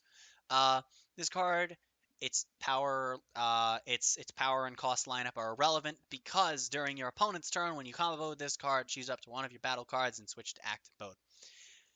This card was not very useful in most of this game's history. However, during the brief time between Clash of Fates and Destroyer Kings, I couldn't remember the set name for a moment there, this card was seeing play in Bardock's crew decks because of its ability to stand, what is it, Final Strike Bardock, I think his name is? Outside of that, this card has never really seen play, but it did enable a lot of extra power just from one forced discard on the opponent's turn in addition to what you were already doing. But since then, that deck, along with this card, has kind of died off. Uh, but in any deck in that style with that sort of big boss card, this is certainly a card worth considering. A pool, 2-drop vanilla, yay. Sui, 2-drop vanilla, yay. Banan, 3-drop vanilla, yay. Kui, he's a 12k blocker. Woo! Interestingly, interesting bit of trivia. This is actually one of very few cards to just have its character name. In fact, it might be the only card, as far as I'm aware, to just have its character name as its card name, but not be a vanilla, or the front side of a leader. So that's interesting. What's even more interesting is that instead of being a 10k blocker, he's a 12k, but in exchange for that extra 2000 power, he has an extra specified cost on him. Still worth running due to your lack of negates, and also that extra 2000 power actually makes a huge difference in a lot of cases. Moving on to extra cards, you do have a negate, but it's not worth running in any deck, in any format of this game, unless it's draft, and even then, if you can avoid it, do. Raccoon Eraser Gun is a strictly worse version of Flying Nimbus. Granted, from 2 sets earlier, but this card says for 4 energy, half of which has to be yellow, counterattack. If your leader card is yellow, negate the attack. Afterwards, your opponent's battle cards are unable to attack for the duration of the turn. It's a strong effect, but affording the energy cost it's just insane. It's not worth playing. Please don't run this. Cold Bloodlust is currently limited and is indeed on my list of to mention cards. Actually, aside from Rakuma Racer Gun, every yellow extra card in this set is on my to mention list. Granted, there are only 4 of them, but I mean, if I made a to mention list of bad ones, every yellow extra card would be on my list. So, from this set. So yeah, Cold Bloodlust is a counter play, which is up until set 7 largely strictly a yellow mechanic, whereas set 7 just took that and said, how about we don't do that? But this card is currently limited, and honestly, it's one of the best cards in set 1. Debatably better than Sensu Mean. Uh, what holds it back is its leader restriction, and that's that it needs a Freeze's Army leader, though it works with any color Freeze's Army. And when you use it, the battle card played has its skills negated for the duration of the turn. Now, one thing that's weird is that this card is worded as if the skills it has are negated, but if you're not aware, the skills that it gains are also negated, so you can't give it double strike or critical or anything like that. It's really strange, and I feel like they could have worded it better, but whatever. The point is, it's an extremely powerful card. But next up, we have another contender for best card in set 1. That's right, it's the banned boy himself, the Bad Ring Laser. This card is a counter that says you have to discard 1 yellow card from your hands, but you negate the counter for 1 energy. The reason this card got banned is some sort of mixture between uh, there were power plays that could only really be shut down by certain counters that this card said no to. And then additionally, as I mentioned with Cold Bloodlust, we saw an influx of counterplays in set 7 costing 2 to 3 energy. And if this card remained in the game, yellow would be insanely dominant right now since all of those counterplays just get bopped. Next up, we finally are back into cards that aren't on the ban list right now. We have Freeze's Call. It's a 1 energy activate main. Choose 1 Freeze's Army card with an energy cost of 2 or less from your deck and play it in rest mode, then shuffle your deck. This is a very powerful card, searches any color Freeze's Army, although the energy that you pay for it does have to be yellow. This has opened up some really interesting spice options for non-mono yellow Freeze's Army, and of course for mono yellow Freeze's Army, you can just drop whatever 1-drops you want. It works in any Freeze's Army variant. It's a really good card for the deck. Also, there's a nice little printing that looks completely terrible and is just there's too much happening. Next up, Crusher Ball, Judge Promo, yay, counterplay, the battle card is played in rest mode. Yep, that's right, it's that simple. That's all it does. This is a very powerful yellow card, and it stops a lot, actually. Pretty much any boss card without deflect can be shut down at least for a turn with this card, and it's just powerful. It's one of the better counterplays thanks to only costing 1 energy, but with all the new 2 energy counterplays coming in, it does certainly have competition. That 1 energy cost is really keeping it afloat. And lastly, we have this promo that came with the Galactic Battle Special Edition little box set thingy that came with a few packs. 1-hit Destruction Vegeta, and it is part of the Vegeta engine that is supposed to be a counterpart to the Goku engine. It has an energy cost of 6, specified cost of 2, and 25,000 power, and triple strike, and it says permanent if you have 7 or more energy. This card in your hand gains Evolve Vegeta for free. It's certainly a card worth running if you want to run that Vegeta strat, but at the point of playing that Vegeta strat, I'd recommend the Goku strat, but if you're playing it because it's Vegeta, we'll certainly consider running this along with, of course, cards like Objection to ramp yourself to 7 energy. So anyway, that's about going to do it for this set's breakdown analysis thing. I don't know how long they're all going to be. Supersets are kind of big usually. Um, and yeah, so I hope you like this kind of video, and if you did, be sure to leave a like. If you didn't, there's also a button for that. And if you press that button, be sure to let me know down in the comments what I could be doing better, and I'll try and do it better unless it's my mic, in which case there isn't really much I can do to help. And if you're new here, be sure to check out some other content on the channel. And if you like this kind of content, be sure to hit subscribe for more. And if you are subscribed and you want notifications, every time I upload a video, feel free to click the bell, and please, if you want more card game videos, I play Vanguard and Dragon Ball Super mainly. I'm kind of on the side into Buddy Fight and Yu-Gi-Oh! Casually, along with Duel Links and Vanguard Zero when it comes out.